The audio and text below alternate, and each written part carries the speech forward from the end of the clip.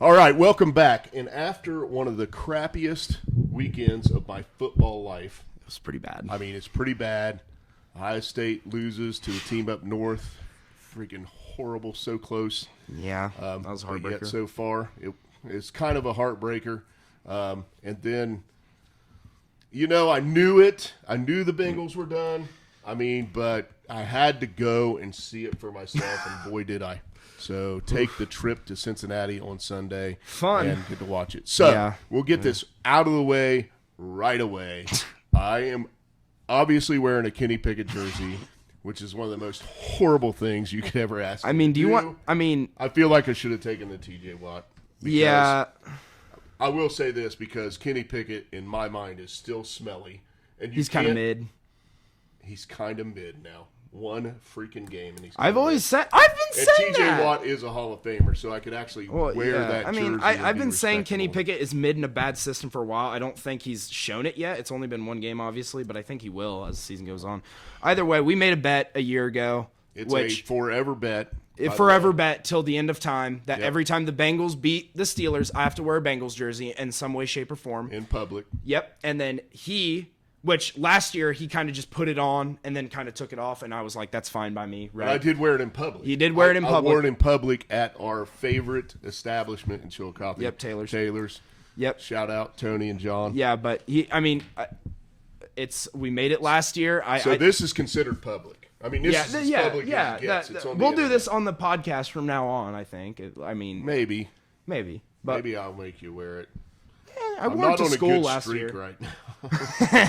But I mean, yeah. With this, and I know we have to play you again on December 23rd, so that's Yeah, gonna be, but once you get Joe Burrow back, it should be a little bit more consistent. But yeah, but we're who not knows? playing. Joe Burrow ain't coming back this year. So Well, yeah, I know. I'm just saying, as the future goes on, right? You made I the get to spend my Christmas in black and yellow. fun. All right, is all right, horrible. all right. Obviously, we've touched on the jersey enough, and just kind of a little friendly mutual bet, I guess. It's not friendly. It's not friendly to you right now, but it won't be friendly to me later. Whenever I'm holding back puke. I- That's what's happening right dude, now. I'm holding back puke. just be thankful that I didn't hate you enough to become a Michigan fan and make you wear a Michigan jersey, which I know you would never agree to that. I but would never agree to that, and you would not be living in this house. understandable. Now, at least I'm not a Penn State fan either. So All right.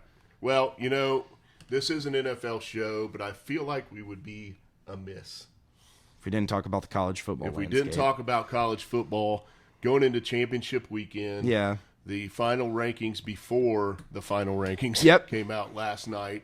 So a little bit about this weekend. I'll talk about my team a little bit. There's a lot of, angst out there for Ryan Day right now. There's a lot of hate for Kyle McCord right now. Yeah.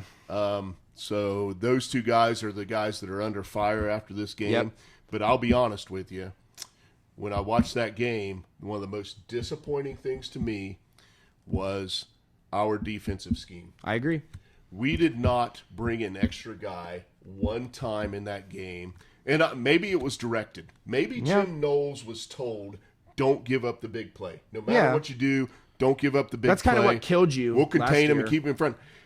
It did kill us late last year. However, Yeah. that's what this Michigan team wants to do. Yeah. They want to take 3 yards, 2 yards, 6 yards, Yeah. 4 yards. Exactly what they did at the end of the game is possess the football and keep your offense off the field with the Marvin Harrison, the Hendrickson. I agree. The freaking Igbuka, Cade Stover. They won't want them dudes on the field. And I thought if we would have brought some pressure, even if you gave up a big play or a score, you speed the game up a little bit. And it's at a better pace for Ohio State. So even though McCord, horrible pick, Yeah. and some really bad throws in the game. Yeah. I mean, very inconsistent. We've known that and we've seen that all Yeah. year. And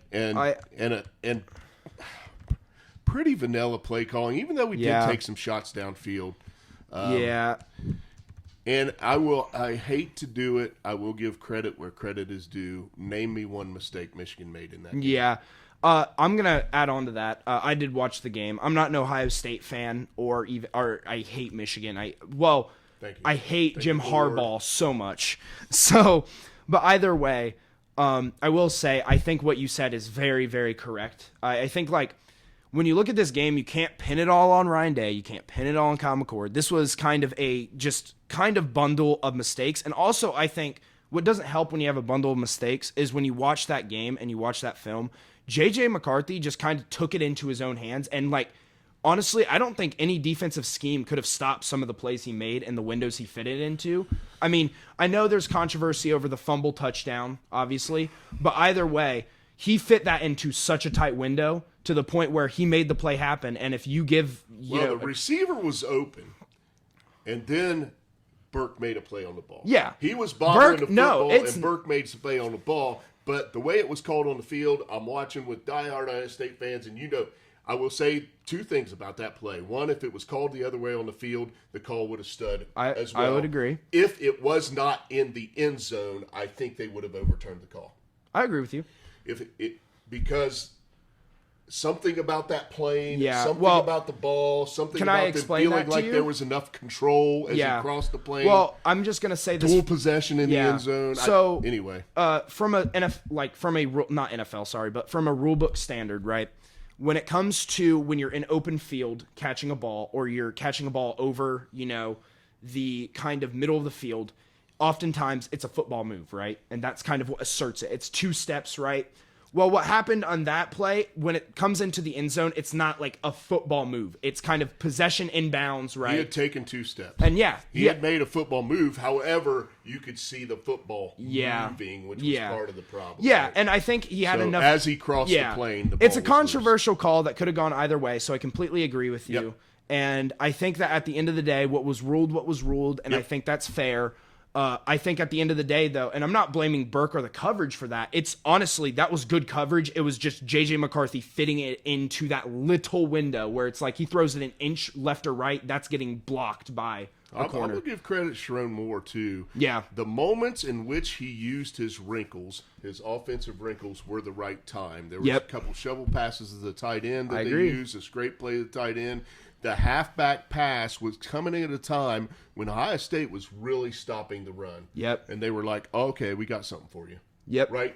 And they roll out Edwards, and they brought in their backup quarterback when they were having trouble running the football as well, Orgy, and he came in and made a couple big plays for him. Those wrinkles were very well timed, very well executed. Yep. Again, I can't name a mistake that Michigan made in that football game, so they played a perfect game. We didn't. Yeah. I don't feel like we had to play a perfect game to win, but we could not afford to play them from behind, which we did. Yeah, and I think like, I'm sorry to cut you off. No, it's okay. But I was just I think taking a like. breath. Because I got one more thing to talk about. Yeah, and I think, when you talk about playing from behind, I think, like I said, this is, like, obviously I'm going to blame a little bit on the defense, a little bit on Ryan Day. I'm going to blame this a little bit on every part of that team, except probably Marvin Harrison Jr. is the only person I would say didn't really do anything wrong there. And obviously maybe some of the other wide receivers, but I hadn't really analyzed the film. But I will say, one thing to point out, we did say bad pick. That Kyle McCord pick is a game changer. He doesn't throw that pick. That game plays out so much more different. I mean, that is a 7-point There swing. was a lot of key plays in the first quarter, and I was going to talk about one more thing, but I will talk about those. The very first drive, we go hurry up on 3rd down. McCord delivers a good enough ball to Ibuka. He probably would have ran forever, dropped the ball, goes 3 and out.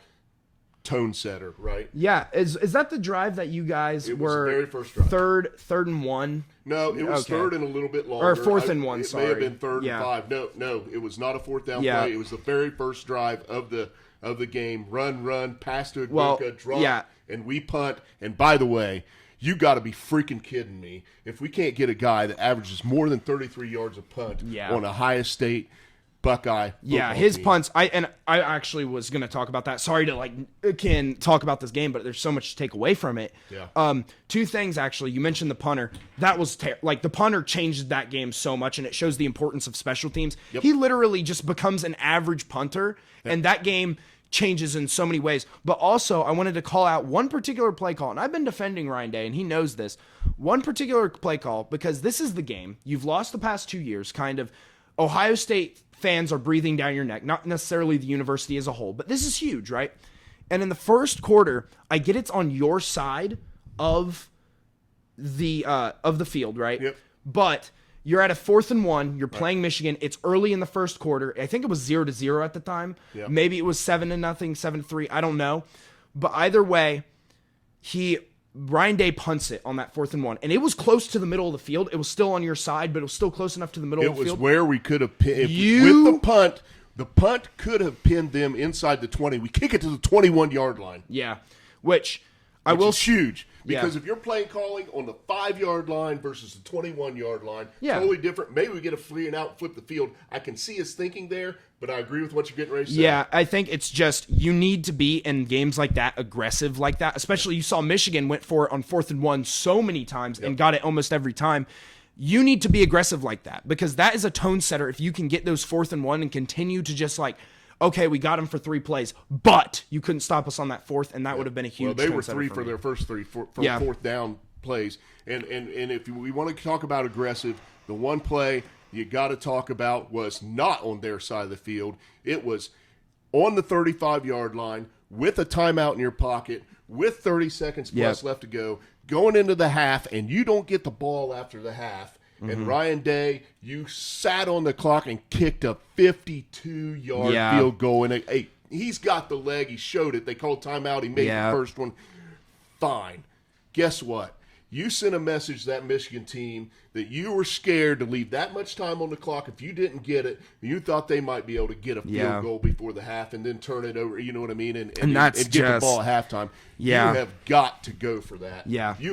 You can't tell me, Ryan Day, the play caller, you don't have a 4th and 2 play right there that you believe in, that you can't call. And oh, my gosh. Yeah, I agree. It's just a lack of aggression that needs to be there, man. Yep. And I think that's kind of just – I like Ryan Day, but the soft play calls against Michigan in the past 3 years have kind of been irking me. It seems like you're playing really conservative, but at the same time, you can't play conservative when you get to a Michigan game because whether you like it or not, Michigan and Ohio State want to kill each other. Yeah. And Michigan is not going to play conservative against Ohio State. They are suffering still from 7 straight losses, and they are still trying to make that up because they're 20-5 in the last 25 years. That's fine. Both these 21-4 are in a very 5-2 tight window of talent. Yeah. I think Michigan had 44 seniors. If you look at the starters on Ohio State that won't be there next year, it's major. It's a big deal. This was the window. I mean, it's almost a shame that they were both so good right now because both of them are built to potentially win a natty. I mean, it can be done on both sides. I think you saw that football. last year too with the Georgia-Ohio State game. It's despite the loss to Michigan, they had the opportunity to win that natty. Either way, you got anything else to say? I think we've ranted enough. I really needed to get that game off my chest. But I think it's the most important game of the weekend. For Buckeye Nation out there, the guys that are the anti Ryan Day guys, I get where you're coming from. Yeah, man. I've it's been a frustrating. fan of this team forever. I understand where you're at when 3 of the 7 losses, no bad losses on Ryan Day's record, no bad losses. But what's your biggest win? It's true. What's your biggest win? Is it Utah in the Rose Bowl, basically. Utah in the Rose Bowl? Are you going to claim that one? That's about it. I mean, what is your signature win right now? Yeah. You almost have them, but you don't.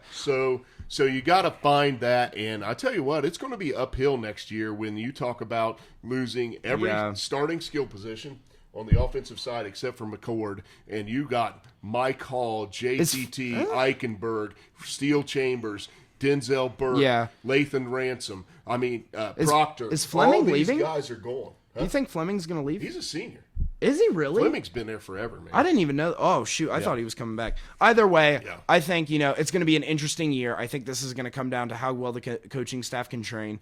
Either way, I hate to cut off the conversation because I love talking about Ohio State as a college. It's interesting, but we are 15 minutes basically into the show. That is awesome that we spent that much time on it. It was worth it. Yeah. It was worth it. It was a good game. You lost to the number 2 now team in the country by 1 score. had the ball at the end of the Yeah. game and an opportunity for a fairy tale ending. It didn't Yeah. happen like you did at Notre Dame. So Yeah. So there you go. So what do you think? Okay, so the rankings came out last night. Oh my gosh, dude. I mean, I'm not trying to we are so far in the show, and I love talking about college football, but the rankings did come out. We can touch on it quickly. Touch on it really quickly. I was surprised by two things. Yeah. One, that Michigan ended up number one. Yeah, I could. I really thought that, I would understand that. Nobody's had quite that signature win. I agree. That's in the playoffs. I thought Michigan would go to number one and Georgia would go to 2, and that would help Ohio State's cause of being at 5. Yes. The committee chose to put Oregon, and I really think it's based on a lot of Pac-12 hype that we've had throughout the year at number 5. But when they put stats up on the screen, strength of schedule 62-9. Ohio State 9, Oregon 62. If those are the stats you're going to put up and flash on the screen, and I just felt like if Oregon lost at Washington by 3, and they're better than Ohio State, we lost at Michigan. Why is Washington not ranked 2 and Michigan's ranked 2? Because Michigan, coming into that game, we both had the Penn State win. They're ranked at 3. I don't understand why Oregon is in front of Ohio State and Washington's not in front of Michigan. I told him before they even started the show, because we had a little bit of discourse about this. I think a lot of that committee decision making to put Oregon ahead of Ohio State involves them being in the championship game, which is stupid. I think it's dumb because if you look on paper, Ohio State should be in the Big Ten championship game playing Michigan right now, because let's be real, Iowa's the 4th best team in the Big Ten. Penn State, Michigan, and Ohio State are all better than them, but they use an archaic method. The SEC and the Big Ten are the only 2 that use the conference method out of the Big 5, and I think it needs to be retired. It works for the SEC because you got Georgia and Alabama every year. You know what I mean? There's enough depth in the SEC. Yeah, and there's balance. Going to be okay. Yeah, and there's balance that shakes up the. And I will admit, 5 years ago, the conference thing actually did work in the Big Ten. You had Wisconsin, which was a prevalent program. They were doing okay. You have even Iowa has had some solid years. I mean, of course, this year I wouldn't consider them that solid. They're a 22-point dog in the championship game. I know, right? I'm just saying that I would take that if I were you. Yeah. Either way, I think that that needs to be retired, and the 2 best teams should just go in every conference. I think that's how it should be. Even if you have Ohio State, Michigan playing in back-to-back weeks, dude. Listen, I feel like this just adds to the love for it, right? Yep. And I think the schedule changes a little bit over time where, and timing's another big thing, right? Yeah. So the Oregon-Washington game was early. Yep. Had the Ohio State-Michigan game been in week 5, right, and played through a 1-score game, and now Ohio State runs out the table in dominating fashion, then they probably also and I just think it is very hypocritical. I think that the CFP has this problem with their rankings, that they have been very hypocritical in the past, and I think they're continuing to do that. I think that the fact that Oregon, here's what I'm going to say too. The fact that Oregon, we don't have a prevalent win for Oregon, and he mentioned that. Like, their best win is against Oregon State, right? 4-loss team. Let's talk about this, right? I get they've been playing some really good football.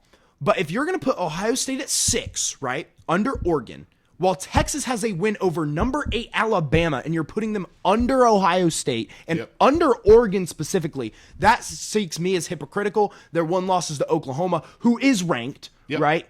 And 12th. Yeah. I mean, why is Texas still sitting there at 7? If you're going to drop Ohio State down to 7 and put Texas above them, then I'm not complaining about that much. But at the same time, Texas should be sitting in that 5 spot. Texas could be there, and Alabama could be right behind. Yes, and I think that's all I'm going to say, because their loss is to Texas. Right? Yeah, you know what I mean. Exactly. So okay, all right. So we've talked about college football. Oh, that was. Now we get to go to the NFL. Yeah, let's talk about the NFL, and let's talk about the fact that I am wearing this jersey. But I did dominate your butt last week in picks. You did. I've never had a losing record when I've done this in the past years, and this year I've had 2.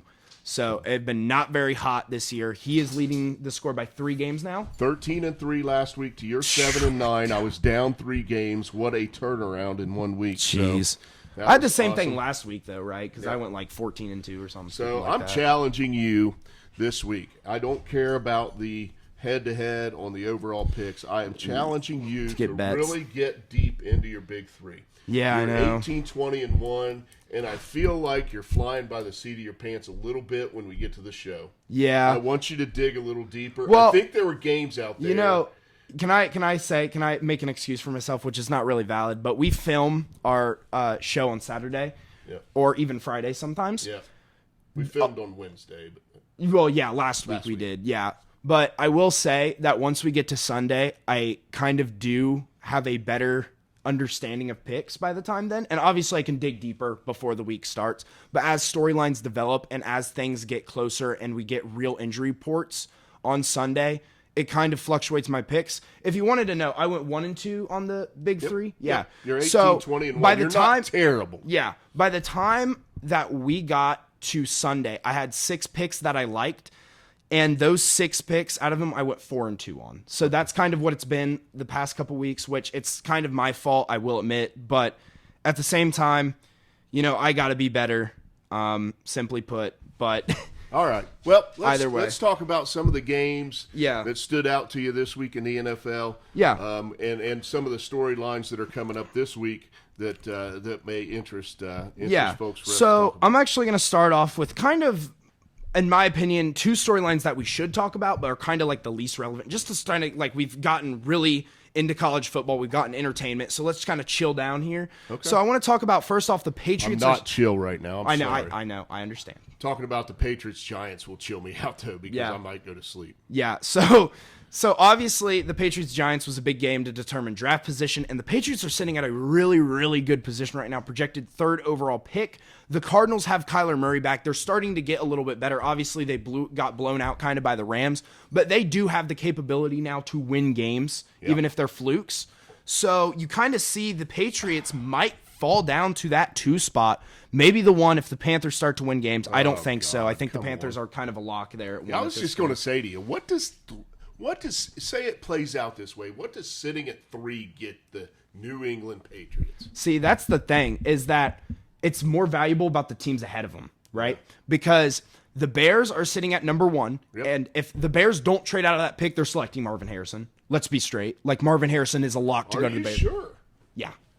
So you think there's no way in hell that Justin Fields gets dealt and they go after Caleb? Well, here's the reason why I think that they should trade out is because Justin Fields' value for what he can do, because he hasn't really gotten a chance. We can admit that. Like his core has kind of been bad. But when he's been healthy this year with the connection with DJ Moore, it's been kind of impressive. And he has shown signs, even like before injury, he was kind of balling out. Obviously, the injury kind of affects that. But I think the Bears, unless Justin Fields has a complete collapse late in the year, I think they're going to sit there. And if he does solid the rest of the time, they're going to give him 1 more year, might give him a new coach, might get him new weapons. But especially if they're sitting at 1, to connect Justin Fields with Marvin Harrison Jr. just sounds so appetizing. Yeah. Oh, yeah. Especially really with DJ Moore. DJ Moore on that roster. The only thing that makes me want to puke about the potential that could happen with the Bears next year is, could the H name be in Chicago and out of Michigan? And you know, I mean, that name and that organization has been rumored together for how many years? Wouldn't it be ironic to see Marvin Harrison Jr. and Justin Fields be coached by feels like it gets talked about every single year. I mean, but yeah, either way, I think that they trade out of it. But sitting at the Patriots 3, you think, right, just deal with me here. Bears at 1, let's say they don't trade out of it. They draft Marv because they can't find a trade partner deep enough that because if they trade past 2, if the Cardinals sit at 2, like the Cardinals are sitting in a great spot at 2. If the Bears sit at 1, they're taking Marv. If the Cardinals sit at 2 and the Bears trade out, then they get Marv, right? So Marvin Harrison Jr., everybody can admit, is the best player in this draft, right? And Caleb Williams is a close second, but the teams that are sitting at 1 and 2, their QB situation is complicated. So you think 3 could get Caleb Williams? I think it could, but I think this is my thing. I think those top 2 teams want to trade out if they can't get Marv. So if the Bears, I think they might. They can get. Here's the thing, right? Is what I'm saying. The Bears are going to be at 1 or 2. The Panthers are not going to turn this thing around. Well, yeah, but here's like, if the Bears trade out, right, and Caleb Williams is going to get selected first overall, then the Cardinals are chilling. But if, and this is the scenario, right? The Bears trade up or trade down, then Caleb Williams goes 1, right? Yep. If they go ahead and select Marv, then the Cardinals are going to probably try to trade out, and then So Caleb goes what 2. What are the Patriots doing winning this game? Well, they lost. Okay. Yeah, so they lost to the Giants. So they are sitting in a really good spot because of that loss. Yeah. Either way, moving on. We've talked enough about that. The next thing I wanted to is kind of ease off on the Dobbs Linsanity run. I think can officially become to a close. He threw 4 picks against the Bears. We were really starting to love some Josh Dobbs. Starting to love some Kevin O'Connell. Yeah. Thinking like he's the mastermind, can plug this guy in. Hi, Kane. I still like Josh Dobbs, and maybe it's just a game. Hi, Bubby. Maybe it's just a game. Yeah. But, man, what a crappy game. Yeah, I think it's kind of that law of averages coming. He's been kind of balling out. Yeah. And I think he needs a really bad game to even him out, to show that he really is, at the end of the day, an average quarterback. Right. And I think that's what he really is. At the end of the day, a serviceable guy. Really, there's a lot of bad quarterback play in the NFL right now, I'll say that. And that's why Josh Dobbs is a starter right now. There's been a lot of injuries, dude. He's a backup quarterback. I mean, the Browns are on, we'll talk about them in a sec. But the Browns are on their 3rd quarterback. The Bengals are on their 2nd. It's just madness around. Browns are on their 4th this year. Actually, yeah, you're right, because they're on their 4th.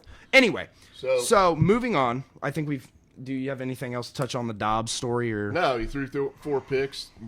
Bears got to win. Who cares? So going into the ugliest Monday night football game in history. After having 2 of the most boring stories come along, I want to actually go to probably 2 of the most interesting stories. I will say Jags versus Texas. Oh my gosh! And what a game. also to link into that, with the Texans' loss, the Colts are in. So now this game of the AFC South. The Texans are out. Yeah.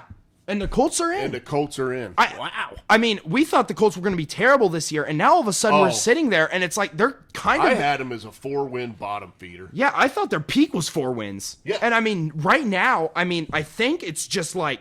Well, first off, that was off the basis of thought Anthony Richardson was going to be awful, which him getting hurt and having a serviceable guy like Gardner Minshew come in has kind of been like, okay, they're going to win a couple games, right? And especially even if Anthony Richardson stayed healthy, he was impressive enough to show that he could win games.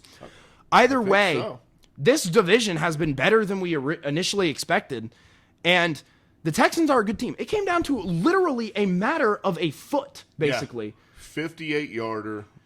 Stroud continues to look poised in pressure situations. Yeah. You got to watch.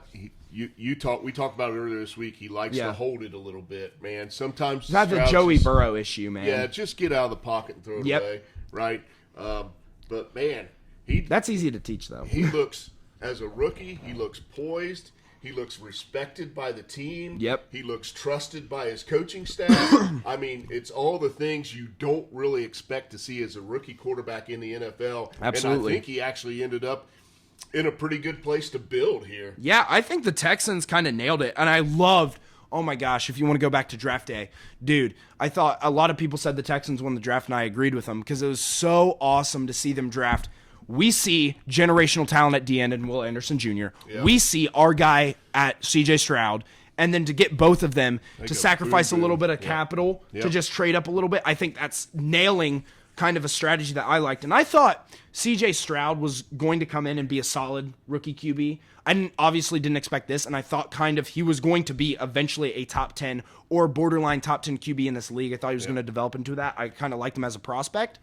But I never would have expected this. If they had won this game and he had led them to that game-winning drive or done it in overtime, say they make the field goal, right, he gets out of the Rookie of the Year talk and starts MVP. To be at the bottom side of that MVP I talk. think he's already still at the bottom side of the MVP talk. I think he wins this game against the Jacksonville Jaguars and kind of moves up, especially because I think after this, would they have – they would have been over the Jaguars. They would have had that seed It was 7-4 to 7-4. Yeah. Right? Yep. So they would have a head-to-head win. Yeah, and I think they have a better division record. So I think, they would have. I think if he enters to that playoffs, he goes at least to 2 or first. Foot away from first place. Yeah, I mean, I genuinely think he could win the MVP. There needs to be talks about it, just because the quarterback play in the NFL and the offense has been inconsistent.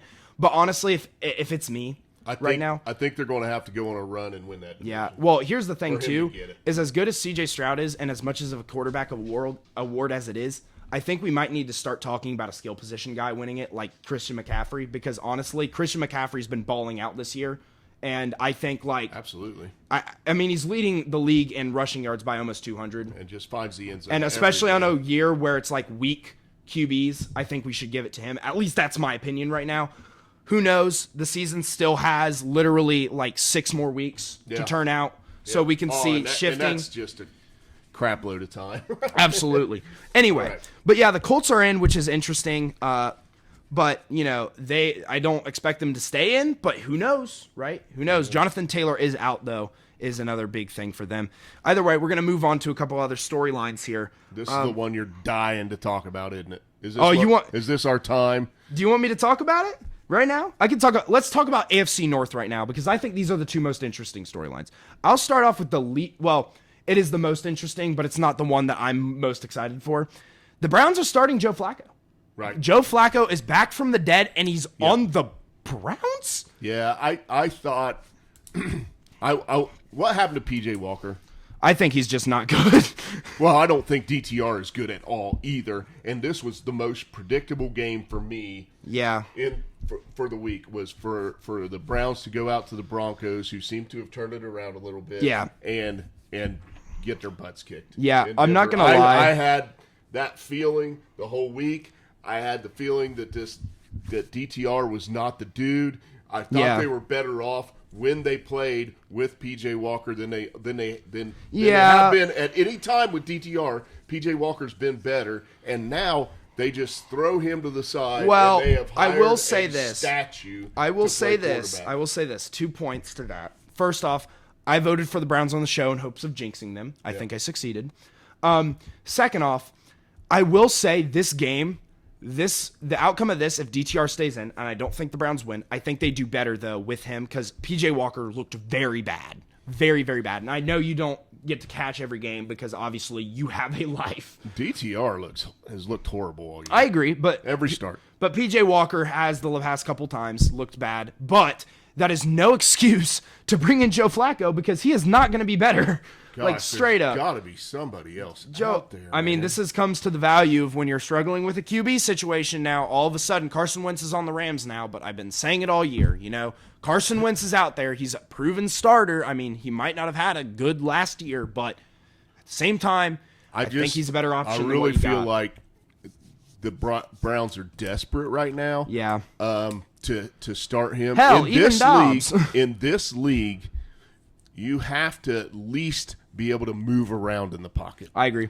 With the speed we see off the edge and the different blitz packages that you get, you cannot be a statue. Ask the Bengals about week 1 through 3. Amen. And Joey Burrow standing back there, who is head and shoulders better than Joe Flacco, even as a statue. Yeah. Right? Joe Flacco's peak can't even sniff Joey Burrow's worst, dude. Right. So it's bad. This feels like I don't know what the Browns are doing here. Yeah, I agree with you. I think that I hate to say destined to fail. I think, listen, and I hate to say this to Browns fans because their defense is so good and they have the pieces there, but I think this year is a loss. I think it really is. I think your QB play has gotten so bad and you're kind of getting screwed like the Niners did last year, but to a worse extent because... You have no chance of Watson coming back, and every other option on your team looks smelly right now. Yeah, your star offensive player right now is relying on your offensive line and Jerome Ford, which, hate to say it, but at least the 49ers had CMC and a decent offensive line last year. I'll tell you what, if they still had Nick Chubb, I'd say they're still a factor. Yeah, right? I would agree. They're still a factor to make the playoffs, potentially maybe... No, maybe win a game. Never mind. It'd be a wild card. They'd be playing somebody like Kansas City. Yeah, either way, I think they've just kind of been screwed by the injury Miami bug. or Welcome to whatever. Ravenstown that have been struggling through. Welcome to the Buffalo Bills this year. Welcome to this happens in the NFL. People blame injuries a lot, but it's part of the game. Either way, I'm going to shift to what I'm excited for. This is what you've been waiting Yeah, to talk so about all week. No hate to the Bengals organization, right? Yep. They are beaten up. Hubbard was out. Hubbard played. Did he? Oh, I thought he was out. Hubbard and Hendrickson both played. Okay, I knew Now, Hendrickson Taylor played. Britt was out. Oh, that's big. Yeah, very Either big. way, offense, obviously, we know that, and it predicates bad defense. But whatever you see on film, right, Steelers didn't finish the drives that they needed to, but 400 yards. Holy moly. I would have honestly rather seen us have a 400-yard game than us have like 320 and 30 points. Yeah. 400 yards, because here's the thing about good NFL offenses, and I'm talking good, not great, because great offenses will score touchdowns and have a lot of yardage. But good offenses, at minimum in games, will be able to move the ball downfield to at least the red zone, even if it means kicking a field goal. I like what I saw. 3 things, big takeaways. 1, our offensive scheme finally had Kenny Pickett throwing down the middle, which is it's where First play of the game, longest play of the year. Yep. I'm sitting there watching it. I was like, I wonder how many times they could have ran Freiermuth up the seam this year. Yeah, and I'll get to that too. Finally throwing in the middle. I'm just going to say this right now. In the NFL, yes, humongous plays have been had on the edge, but if you want to win football games, throwing up the middle is the key to victory. That's what Tom Brady did for years. That's what literally every QB has done ever to win football games. Finally, to see competent coaches use that is great. Second thing, Pat Freiermuth finally being utilized to his full potential. If you go back and watch game-winning drives of Kenny Pickett last year and the year before, you will see just Freiermuth. Because Freiermuth is so stellar at getting open down the middle. And I know the Bengals are pretty bad defensively against tight ends this year. They have been kind of torn up. Yeah, we definitely have struggled. Yeah. Yep. But it shows that Matt Canada was not using Freiermuth at all, even though I know he was injured the past couple weeks too. But when he was there before the season, even last year, he was never using Freiermuth till the end of games. And it proves, this game to me shows, get the ball in his hands. I've been saying he's a really good tight end for years now. And I kind of don't have the stats to back it up because we just don't utilize him. But I think he is a stud. I think he is the key to the Pittsburgh offense, in my personal opinion. Okay. And I think him and the run game are the keys to making Kenny Pickett comfortable, especially as a guy. Kenny Pickett's not a strong-arm QB. When you don't have a strong-arm QB, tight end's your best friend, right? Kane, I love you. Close the computer. Yeah. Anyway, and then the third thing I want to take away, finally using Najee Harris right. Not having him sit 10 yards behind the line of scrimmage and thinking that he runs fast enough to get up there, using him as more of a power back, letting him break tackles, utilizing him and just moving him around the field. It looked great. I love what I saw out of the offensive coordinator. I think that it will change as I think it'll get a little, worse as film starts to come out. But at the same time, if you can find ways to innovate and scheme every week and you continue this trend through the rest of the week, I think I'm pretty confident in our playoff chances. Well, I tell you what, time of possession and the yardage differential was huge. Mm-hmm. I will talk about my team a little bit. I admire that defense for hanging in there. Yeah. Only giving up 16 points in that. They were bend, don't break. Situation. Could have had an ugly win in the game. I really wish we would just stick with the offense. Yeah. Right? Just play. If Browning sucks in your offense, then he sucks in your offense. But you got to target Chase. You got to have mix. I think we had 25 yards rushing, right? You know why we had 25 yards rushing? Because everybody thought we were going to rush the freaking football every time, and it was able to stop it. So you had to throw to run. You got to believe in your guy if you're going to throw him out there. Just let him play. Yep. But anyway, Steelers. Oh God, I mean, they're going to do it again. Yeah, I swear to God. I think the key takeaway from the Bengals here is just further proof that Joe Burrow and the talent on that roster is covering up coaching errors and mistakes a lot. Yeah. And I think you have a decent thing going right now, but obviously injuries have affected your team vastly, and just it's kind of been a down year overall. I think you guys can bounce back, but I think the key is maintaining what you have. Yeah, we didn't start well. I think we're in a position now where if if the offensive production continues down this path, we won't win football games. And Yeah. I also think you'll see guys start saving their bodies. Yeah. And I can't blame guys for that. Listen, No, it's I'm not not saying they're laying down. I'm saying I'm going to prepare myself to be healthy when we have a better opportunity to win. Which is going to be, frankly, next year. There is I don't think there's any problem with the Bengals players right now. I think this is a streak of unluckiness. Trey Hendrickson played hard. Sam Hubbard played hard. Yep. I watched, Jermaine Pratt played hard, but he can't cover Freiermuth. Yeah. So. It's just, it was just not a great game for the Bengals, but obviously you didn't expect that, right, with everything's going on. No, I fully expected to drive down there, eat some Skyline, have a cold one, watching the club because it was spitting rain, and watch the Steelers beat us. Actually, I didn't think we'd be in the game. Yeah, I think, but, the thing to take away from the Bengals is that defense still bended but didn't break. And, of course, they forced a fumble on Jalen Warren. Yeah, I think if that first drive goes in the end zone, that game could have got ugly real quick. Yeah, I think it's way different. Either way, commend to the Steelers, finally, 400-yard game. One for one without Matt Canada, scoring 400-yard game. Offense looked great. Everybody who we've kind of considered bad, Najee Harris, Kenny Pickett, Pat Freiermuth, all did their part, and the ball distribution was really good. George Pickens had 52 yards.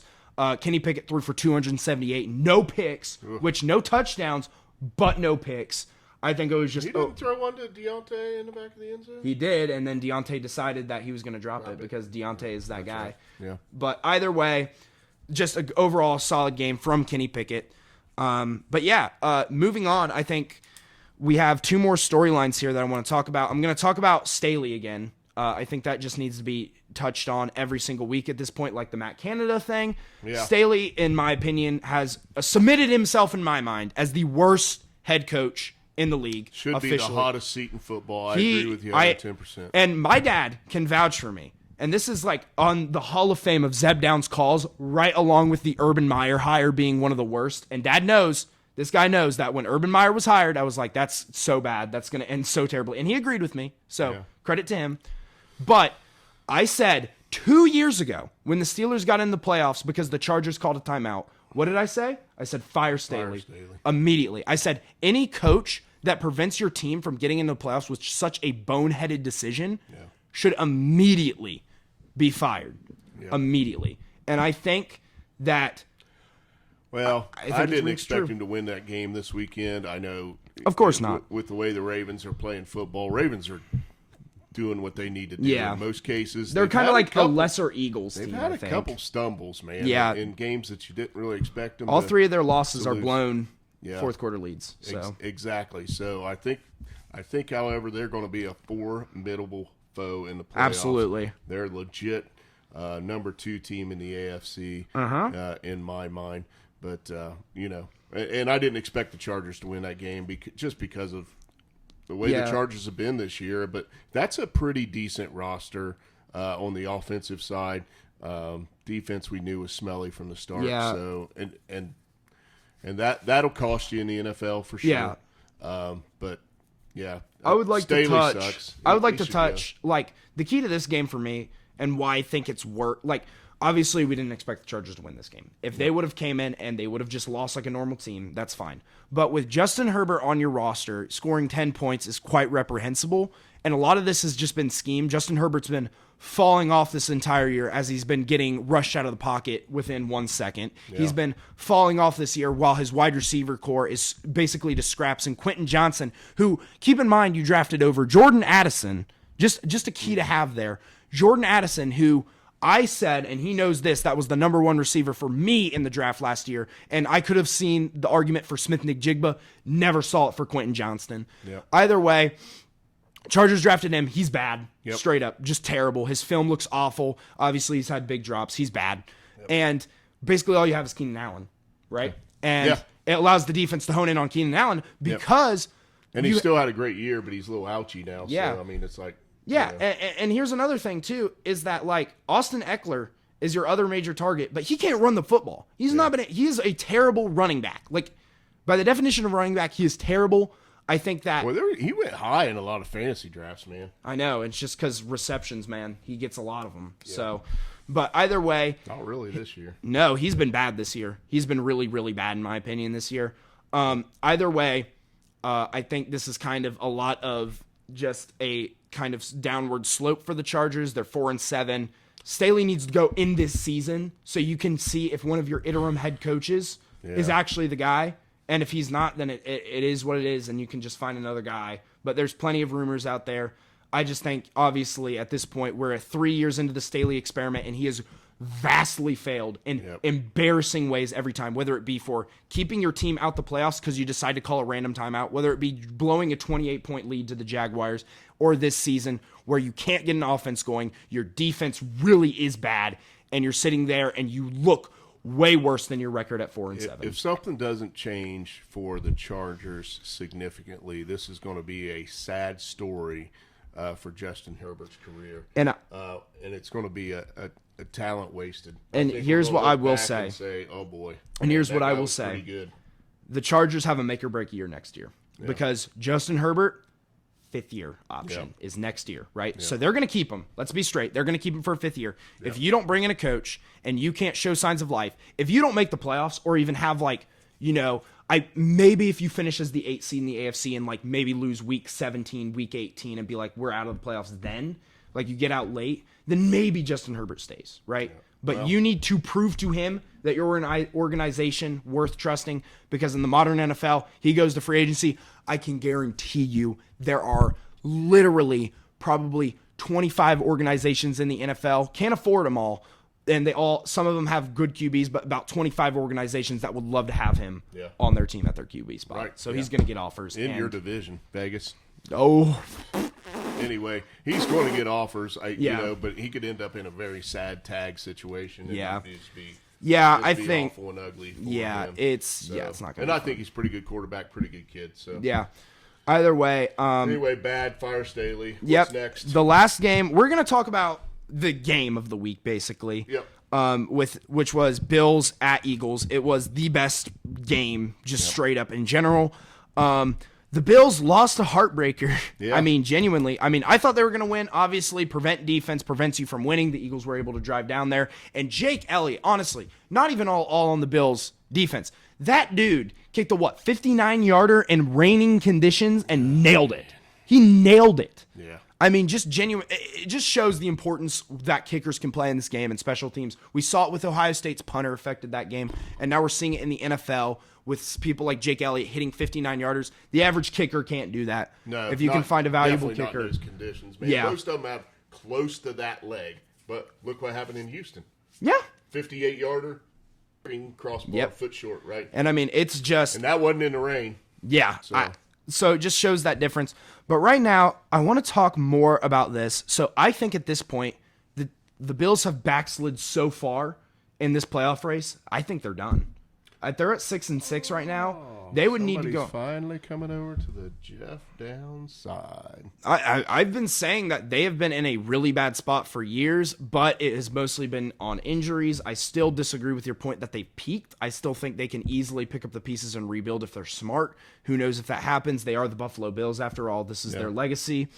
But look, tough schedule, man. They went on the road, man, at Philly and played right with them, and right now I said if you're ranking teams in the NFL, man, at 10-1, I mean, you gotta have Philly at the top because they're just, and this is what good teams do. Yeah. They find ways to win. I think at 10-1, if we're power ranking teams, I got to put Philly up there. Yeah, and that's a quality win. Yeah, for against Philly, that team, dude. But the eye test tells me that a healthy Niners team, and a healthy Chiefs team. I don't know. Okay, so I don't know about the healthy Chiefs team in the playoffs, though. Like we made that point when they played, right? It's the playoffs is a different animal in the NFL, man, and you don't really, in my opinion. So let's stay on the NFC side. Let's say if this Dallas team keeps rolling, right? I mean, okay, slow down there, right? Because we talk about the playoffs are a whole different animal. It's a losable game. They played 3-point games against Washington this year. I mean, they could. I feel like they can beat everybody, and they could lose to anybody. Yeah, and I will say there are 1 losses to the Jets. But here's what I say. I think there's no other league like the NFL because it's a 1 loss, you're done, right? Yeah. But on top of that, the NFL football in the playoffs is so much different than the regular season. It's actually kind of crazy, right? You look at the MLB, obviously we see upsets in the MLB all the time, but if you're hitting at a 55% win rate in the MLB regular season, then you're doing good. Yeah. Like, you're having a good season. In the NBA, the best team wins basically every year. Occasionally there's an upset, not really anything to write home about, who cares? But in the NFL, the game changes so significantly to the point where we see stuff like the Super Bowl where the Eagles are the better team and Patrick Mahomes decides to step up. And we've said that the Chiefs are one of those teams that when the playoffs come, they have been shown to step up and kind of relieve all their problems to the side. Same thing with kind of the Bengals, I would say. I mean, they've made the AFC Championship a couple times. Obviously, right now they won't just because they've fallen out. But that's just due to injuries. But they haven't always been persistently a top 2 team in the AFC when it comes to seeding. But have gotten there because they step up in the playoffs. And that's, to my point, the Cowboys are one of those teams that falters in the playoffs. They're one of the teams that takes a step down. You usually see it with young teams like the Lions this year. I fully expect. I know they've struggled in games, so there's signs already there. But they're a year 1 playoff team. Most of the time, those guys don't end up going to that Super Bowl. And I think the Eagles are one of those teams that I think, like you said, the Niners eye test, absolutely. I think the top 2 teams are very clear on both sides right now. I agree. You got the Eagles, Niners, and I think you got the Ravens, Chiefs. I would 100% agree with you on that. I think they're kind of locked in. If I had to put my hard-earned dollars on the AFC and NFC championships games, I'm going with those guys. Maybe it doesn't turn out that way. I think 6 weeks left, like you said. There's a lot that can happen. Yeah. Dudes can get hurt. Things happen, right? In the NFL. Barring any injuries or any fluctuation of those teams, I think, it's really interesting at the AFC because it kind of feels weird to me to say that anybody that is up on that ranking, like the Jaguars are up there, the Dolphins are up there, and the Ravens, I feel like for some reason, just looking, I'm like, they're going to make the Super Bowl this year? Or they could have a chance to make the Super Bowl this year? And it's like, I feel like the Chiefs are like sitting there. You're naming those teams, and the Bills and Bengals are absent. Yeah. And those were the teams you expected to be exactly, there, and it's weird. And if you're and I will stake a claim here. Up, I will stake a claim here. I will stake a claim here. If the Pittsburgh offense gets rolling, and I don't expect Kenny Pickett to be elite or even great, but if they get rolling like they did, and then they find ways to get into the end zone, that shakes up the AFC so much. Because all of a sudden, they could win out. They have a really easy schedule going up forward. They play the Cardinals. Oh, they're favorable, yeah. They play the Cardinals this week, and the 2 toughest games coming up are the Ravens at Baltimore, which obviously very tough game, but it's AFC North football. Well, that's chaos. an interesting game. Yeah, and the Colts is their other very tough game. But overall, they have a very favorable schedule. All of a sudden, they could win that division. And all of a sudden, with the AFC being as close-knit as they can, and you're looking at that defense, and you're like, and then you're looking at that offense, and it's, you'll be like, whoa. If they can, be both. They'll won both. They would have had a 5-1 record in the AFC North. There you go. And I hate Tomlin. I freaking hate him. But either way, I think the AFC is shaping up, in my opinion, while we obviously have a clear top 2 teams. And I would bet on those 2 teams making the AFC Championship. The AFC is, I think, going to be chaos. I think you'll see. I would put a lot of money down right now. Kansas City makes that AFC Championship game. But I feel like that other spot could be anybody. Could be Miami. Could be Pittsburgh. Could be Baltimore. Yep. Hell, it could be the Texans. Could be the Texans. The Texans are a team. I mean, are we kind of closet rooting for them dudes right now? I don't even know. I like rooting for the underdogs. I like rooting for teams that haven't made the championship. I like the unexpected nature of what the Texans are doing, and I do like Stroud. You watch him on the field. Man. And my dad will tell you this. I've never been changed on the opinion of a player that's obviously not drafted to Pittsburgh so quickly than C.J. Stroud watching that Georgia game, because I was kind of, and he'll tell you this, I was not a fan of C.J. Stroud all year. I wasn't either. And then you watch that Georgia game, and you kind of just like look at it, and it's like, that's a dude. That is an NFL player right there. That's what I see from the top 10, right? And like this whole, like the whole cycle of that college season, everyone was talking about, oh, he's a top 10 pick, and I was like, never see it. Don't really see it. I don't know what you're talking about. He has the best help in the country, right? Then he played a defense with a bunch of dudes that are going to the NFL. And he delivered it perfectly. And I get it. I get he has weapons. I get he had weapons there. I get he had offensive linemen there. But at the same time, you watch that film, and I think that's why film study is so vital, and people don't – the casual NFL fan's not going to study film. He's got to find a way to get closer at the end of games. End of the Georgia game, got a 48-yarder. Into this game, he's got a 58-yarder. Yeah, he needs those game inches. You need 10 more yards in the Georgia game. You need 10 more yards, against the Jags this week. So. I think, just talking about, just the AFC is going to be chaos. But I would say the NFC is I say my prediction from earlier in the year is still right, which I said, I think, what did I say, 60% Eagles, 30% Niners, 10% Cowboys or something along those lines. No, you're like 50, 40, 10. Yeah. So I will say, I would probably say currently right now, my odds. I thought you were Niners first, though. That might have been it. Right now, I'm going to stake my claim, right? 40, I would say 48% give me 49ers.